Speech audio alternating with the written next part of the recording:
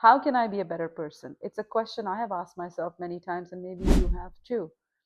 Before we answer the question of how can I be a better person, we have to answer a few other questions to kind of get the complete picture. Number one, why do I want to be a better person? What's your motivation? Are you trying to be a better person because someone made you feel that you're not good enough?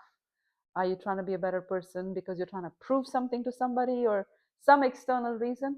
Or there's another reason? Like, what is your reason? Why do you want to be a better person? And that determines, because if on on the get go, if your intention in being a better person is what the world thinks of you, what everybody else thinks of you, what a certain person thinks of you, maybe you will never get there, because people have their expectations, and their minds and their expectations change all the time.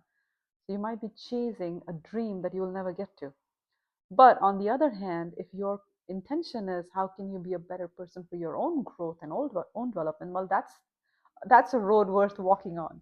Then the next question is, what is your idea of a better person? Like, I mean, what's a better person?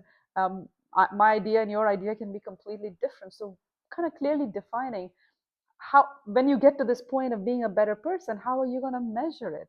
Or are you just bullying yourself, like you're not good enough, you're not good enough? So it's very important to know what's your idea of this better person.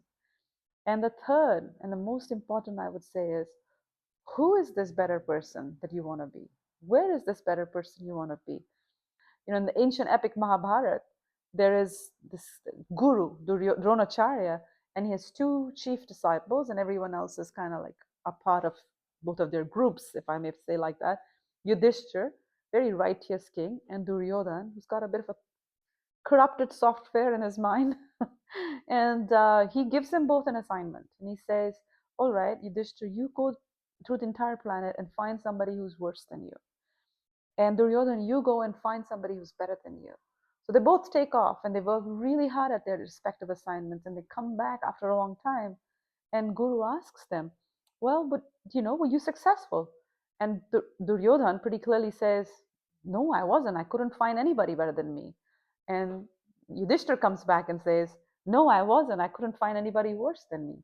So my point again, it depends on your mindset, your perspective, that what you see in this world. So it's very important to know, what is this better person like? What is this person, what are the qualities you're looking for in yourself? And the last question I'll say, before you can answer how can I be a better person, the last question you need to answer, and the most important question you need to answer, is who is this better person that you're looking to be? We all have a role model, or somebody. Krishna says this in the Bhagavad Gita, Mahajano yena gate sapanta. Whatever great persons do, we like to follow. And there's some truth to it. If you're a thief, you wanna find the best thief and follow that thief, so you can be like the coolest thief in town, right? If you're a drunkard, you want to find the best drunkard and hang out with them, because you want to taste the taste of being drunk.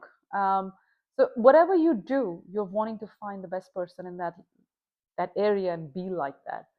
In the same way, if you want to be a transcendentalist, then you are looking for the best kind of transcendentalist, because you want to taste that.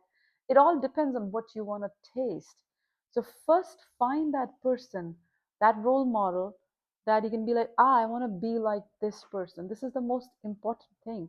This is why all the scriptures will say, Tadvidi pranipatena pariprashnena sevaya updekshanti te jnanam jnaninam tattvadarshana. The essence of this mantra is that you follow the right teacher, and then you serve them, you pranipatena, you serve them with your complete sincerity, and you inquire from them, pariprashnena, with complete sincerity. And the purpose of inquiry is that what you learn, you're going to apply in service. And this cycle keeps the whole ball rolling. And you'll see incremental improvement. But while you're improving, the destination is also in front of you. You can see the guru, you can see the teacher, and be like, I want to be like him. I want to follow him. So honestly, sometimes this whole thing about how to be a better person is a quest to be the greatest. It's sometimes our mind beating ourselves up, ego, our own ego wanting to be better than others. But instead of being the greatest, it is much easier, much more satisfactory, and much more successful if you can follow the greatest.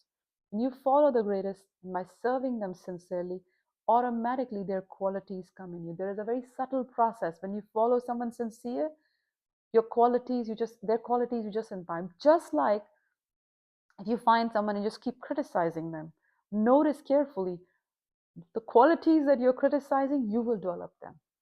So that's why in spiritual paths, I'll always say, don't criticize anybody because you'll become like the people you're criticizing.